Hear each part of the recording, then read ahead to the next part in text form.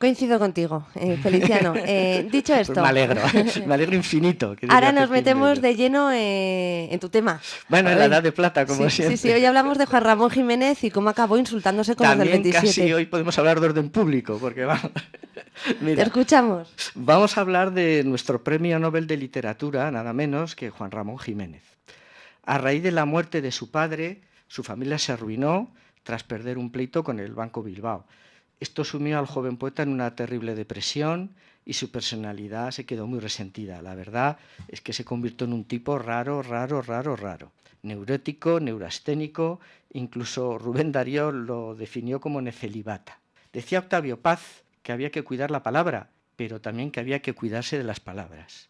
La palabra en manos de Juan Ramón, cuando éste quería zaherir, podía ser un verdadero peligro público. Parecía que en vez de cargar su pluma con tinta, lo hiciera con curare. Se integró en el proyecto de la Institución Libre de la Enseñanza, en la que curiosamente conocía a su mujer Zenobia Camprubí, fundía una conferencia y bueno, allí se quedó prendado de ella. Y bueno, Zenobia era una mujer de mundo, culta, vitalista, con ancestros norteamericanos, había vivido en Boston, en Washington, en Nueva York, había estudiado en Harvard, era bilingüe en inglés y español y hablaba correctísimamente francés, pero sobre todo era una mujer emprendedora.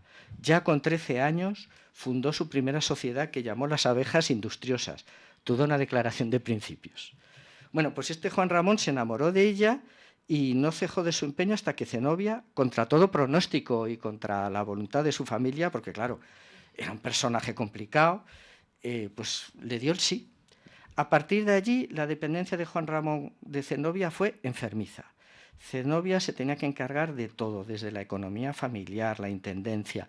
Era una gran negociante, era muy famosa porque tenía muchos pisos y controlaba los alquileres y sacaba de sustanciosas rentas de los alquileres. Y también se tuvo que preocupar de la obra literaria de Juan Ramón, hasta el punto que las traducciones famosísimas de Juan Ramón del poeta Tagore, que las tradujeron del inglés, que tanta gloria le valieron, en realidad las hacía Zenobia. Y luego Juan Ramón, una vez que se las ponía en castellano Zenobia, pues le daba su toque poético, ¿no? Porque, por supuesto, Juan Ramón se negó en redondo a hablar inglés, a aprender a hablar inglés, pero ya ni por respeto ni a su mujer ni a su familia. Zenobia, por supuesto, era la encargada de las relaciones sociales.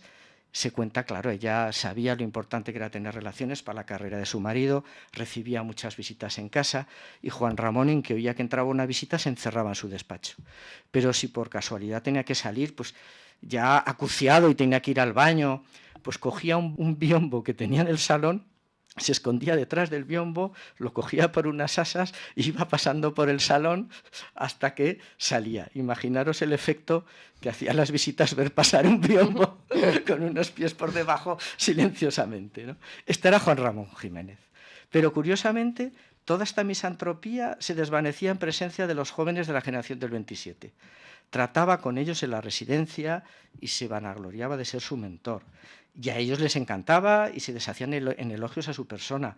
Fijaros que en este ambiente de armonía, fijaros que incluso Juan Ramón y Zenobia fueron a Granada y visitaron Granada nada menos que como huéspedes de García Lorca, pero de su familia.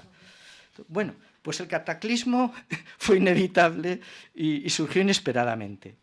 Después de una visita de Lorca, Dalí y Buñuel a la casa de Juan Ramón, que se desarrolló, como siempre, pues en términos versallescos, al volver a la residencia, a estos tres tarambanas solo se les ocurrió realizar un acto surrealista que pasará a la historia y que consistiría en enviar una carta y que se insultaría gratuitamente a una de las glorias de nuestra Edad de Plata. Bueno, pues empezaron a pensar en quién y le tocó la china al pobre Juan Ramón y además le dieron donde más le dolía, en su Platero y yo, sabiendo que el poeta había abominado muchas veces de esta obra en público y en privado. Te le pasaba pues como al pobre Ferrandis con Chanquete o al mismo Rabel con La Pavana, que se hicieron populares por unas obras o unos personajes no les gustaban. Entonces le enviaron una carta por correo y nada menos que en estos términos, más o menos, resumido porque si no, pero venía a decir: nuestro distinguido amigo, nos queremos en el deber de decirle que su obra nos repugna por inmoral, por histérica, por cadavérica. Merde para su platero y yo, el burro menos burro, el burro más odioso con que nos hemos tropezado. Mierda, sinceramente, Luis Buñuel y Salvador Dalí.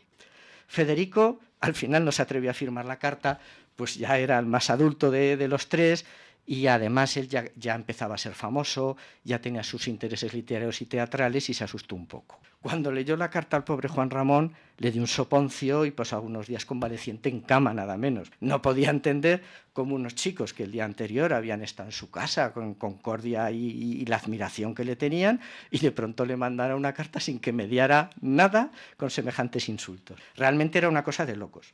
No obstante, una vez recuperado, le respondió con una vitriólica misiva en la que al principio se disculpaba de su obra anterior, como hemos dicho, y les decía: cuanto ustedes puedan decirme de mi obra, ya me lo he dicho con mi propio léxico, pero por desdicha, según dicen los críticos de ambos sexos y del otro sexo de ustedes, haya salido de ella la mejor escritura española e hispanoamericana.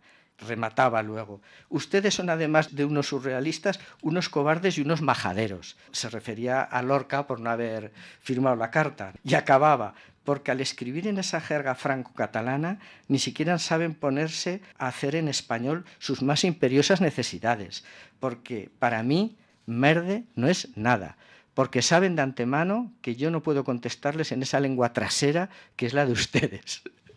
Bueno, en resumen, que en todo este incidente, después de este incidente, pues nada fue igual. Digamos que los tortazos se repartieron democráticamente por todas las partes. El pobre Juan Ramón dejó de ser el padrino de la generación del 27 para pasar a ser, según Buñuel, Dalí, Lorca y Pepín, el viejo pedorro. Zenobia tuvo que redoblar su paciencia para soportar las multiplicadas neurastenias que la carta provocó en su marido. Los del 27 recibieron insultos a porfía de Juan Ramón, que hemos visto cobardes, majaderos, y discretamente también los llamaba maricones, ¿no? Y el pobre platero, ese pequeño burro peludo, suave, tan blando por fuera que se diría todo de algodón, que no se había metido con nadie, tuvo que sufrir con desconsuelo cómo su propio autor, su padre literario, renegaba de él, y además cómo los jóvenes surrealistas atentaban contra su más sagrada naturaleza animal, al llamarlo el burro menos burro, el burro más odioso que habían conocido. Pues esta ha sido... Oye, pues me parece muy interesante. Bueno, sobre todo animado. Sí. Sobre todo animado. Feliciano, que mil gracias por habernos acompañado un jueves más. Se nos fue el tiempo, a las 7:34, ya llegan los deportes. Onda Cero Sierra, 106.6 FM.